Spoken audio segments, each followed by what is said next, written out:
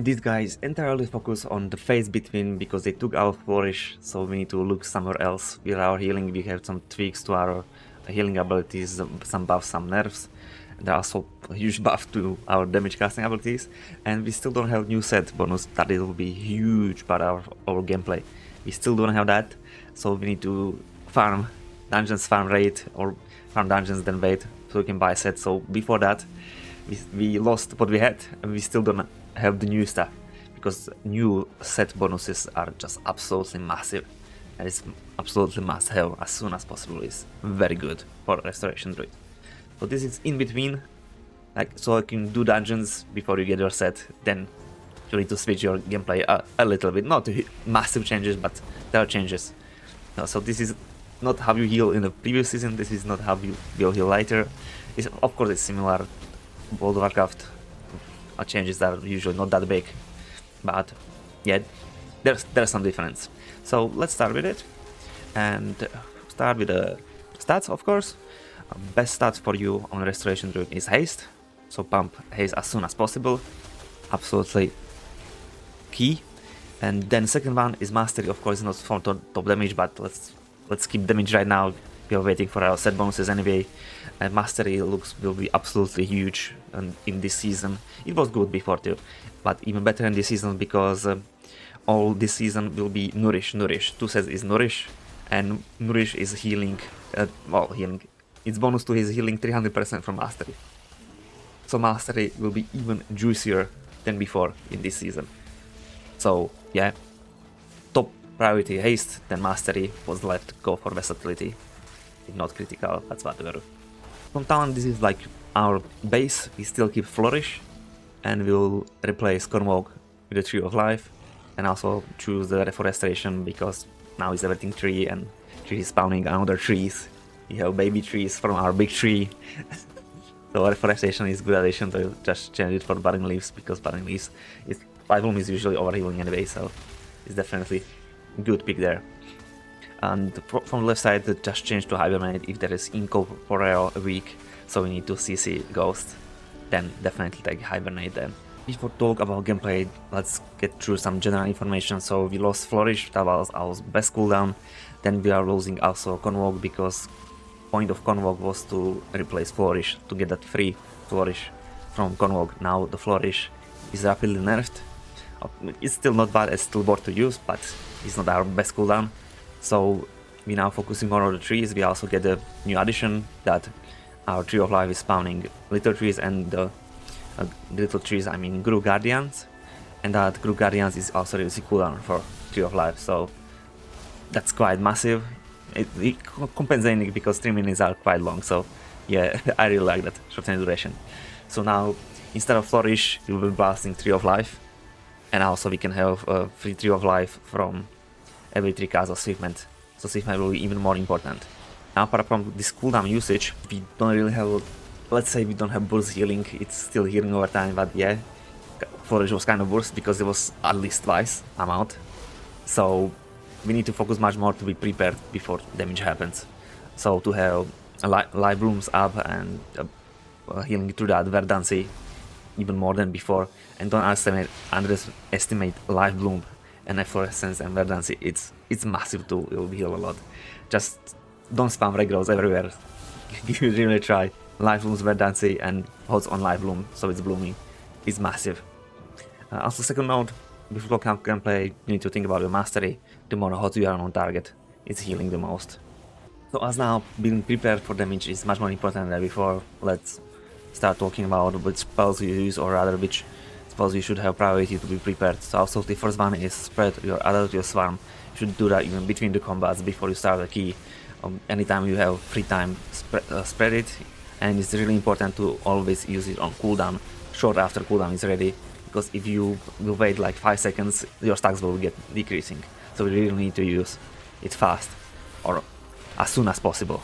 Then we are keeping life blooms, keep one on tank, one on some either idly ranged DPS, and when some AoE damage is happening, then just keep 2 of them on DPS. Don't use it on yourself, apart if you are the only one who is getting the most damage. Apart from that, use it on others, because if it's on you, it cannot bloom. So we are not going after the haze increase or speed of healing increase from photosynthesis, we are going after that 4% chance for live bloom to bloom, because every bloom of live bloom is proccing verdancy, that is healing targets in your efflorescence, and also is blooming on end of the duration, but that will be way too little. So we really want that bloom. So that's we are using on all the targets, and we should keep live blooms on 2 targets all the time. Also, of course, we are keeping efflorescence on the ground. That's to the verdancy. So we are putting live blooms out, efflorescence, and live blooms are proccing that efflorescence. When we are put somewhere live bloom, we like to focus to have as many hots on a target as possible. The more hots, the more chance to bloom, and then more chance for verdancy. So we keep our adaptive swarm, live blooms, and efflorescence on the ground at all time. And then we start to heal something or need something to heal. We are going immediately after Guardians because they are really mana effective. They are choosing good targets to heal, and they are not costing you even global cooldowns. There is definitely no downside of using Guardians. You should keep 3 stacks when you waiting some burst and you don't have 3 of lives ready, and we don't have flourish now. We have flourish, but it's not spamming as much. So then keep a few more stacks of Guardians, like 3. Oh, 3 is maximum. To just click it and immediately when you need to, a little bit more burst of healing. Scenario Bard is really easy to forget that actually exists, but it's good to use it on cooldown because it's the cheap on mana, it's healing a lot, and it's good for just putting on cooldown on tank or somebody who need to heal, get healed a little bit faster than others. Because Scenario Bard is also a healing over time effect, so it's good for mastery, but its healing over time effect is quite fast in comparison to other. So when you have it, somebody dying, just click it. After that we are going for regrowth, but this regrowth is clear casting. Don't forget that, clear casting regrowth. That means you got proc from live blooms and it's free of mana cost. Then you want to cast it because you know it's free of mana cost. If nothing is happening or not much healing is required, just cast it on target that doesn't have live bloom, and it will be shared on 2 additional targets that have live bloom on them. And regrowth is healing quite a lot because it's 50% increase here, and also is increased from our 2-piece. Well, not as much as in previous season, but it's still increased. So its healing over time is not so bad as usually, and also it's another healing over time effect who can proc bloom on live blooms. So that's another way regrowth increasing or healing a lot.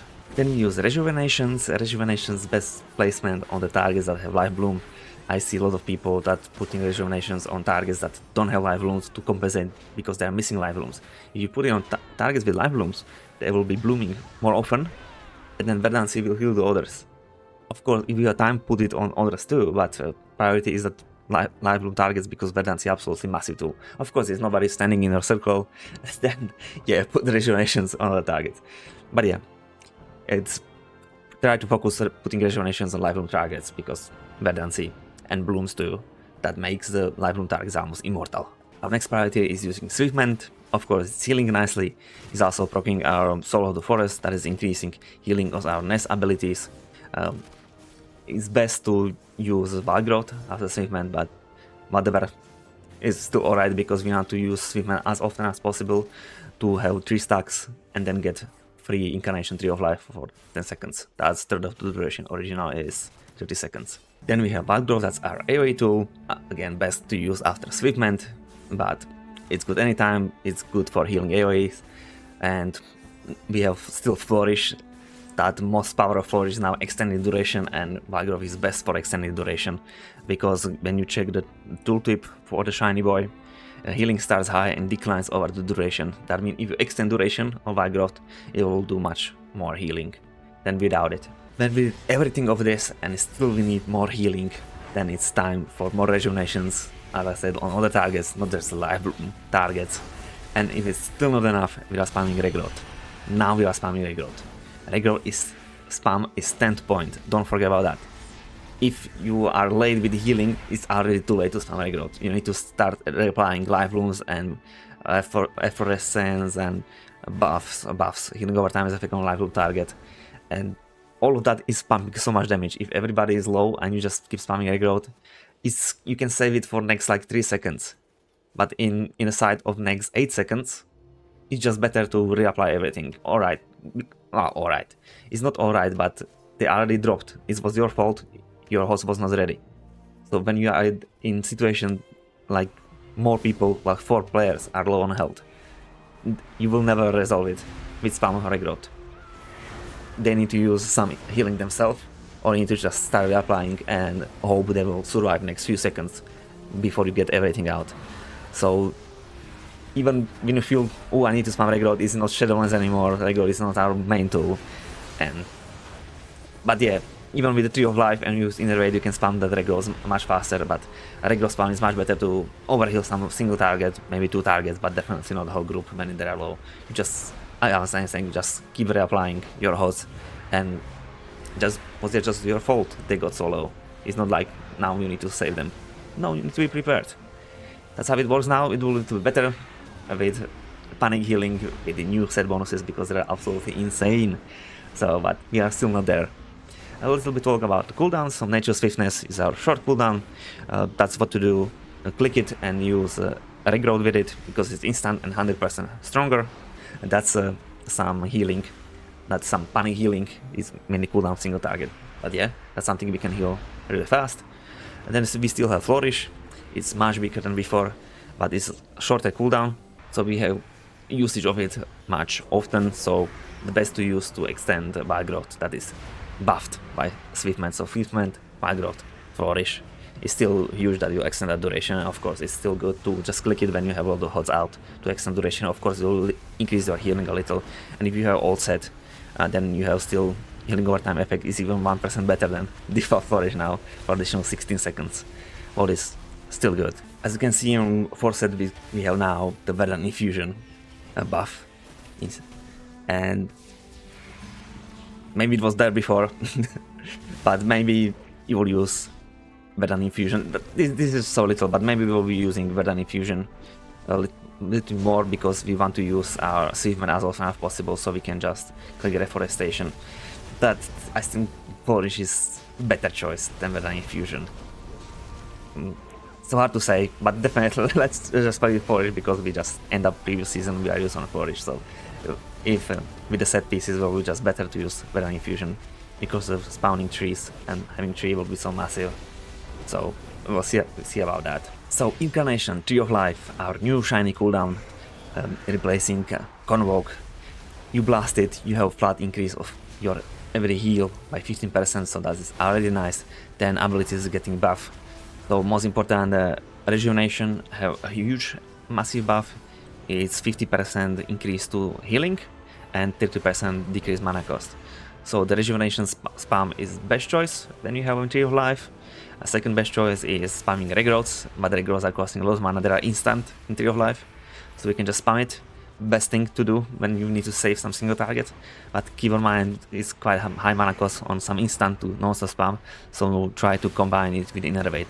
Then it's also applying to buff to Wild Growth and Wrath. Wild Growth is not worth it, because for Wild Growth you will get just additional targets, but Wild Growth is already healing 5 targets, so 7 doesn't matter in dungeon because it's just 5 of you, so it doesn't matter for Wild Growth. And on Wrath is increasing damage by 20% and make it instant cast, so if you have some free time and don't need to healing and you are still in Tree of Life form, just spam Wrath, because it's nice to actually do some damage. Look at the damage, it's 90% buffed, it's 26.5 by default, and you will get some new sets, but everybody, not sets, new item, but everybody get that, so not so huge. And last from cooldowns we have Innervate, and yeah, we want to use it during Tree of Life to spam Rejuvenations, to spam regrowths, or any time when you are using more abilities at the same time. The more abilities you use during Innervate, the best value of Innervate. And below our damage, because we now have buffed 90% of Wrath and Starfire, so a little bit different priorities, but we still want to put dots on everything.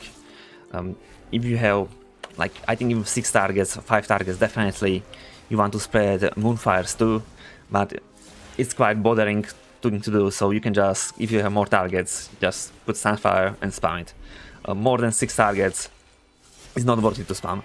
Or spam Moonfires, you just want to put the Sunfire and just keep blasting it with Starfire.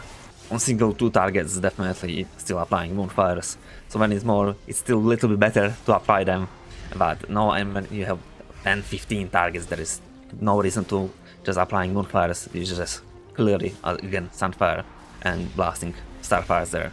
When you have 1 or 2 targets, it's also you put Moonfire on 1 of 2 targets, Moonfire, Starfire, and then you're blasting Wrath. Sorry, Moonfire, Starfire, everything is fire, it's messing my brain. At least it's Wrath and not Wrath Fire. So that will be all, and thank you for watching, think about subscribing, leaving a like, and goodbye.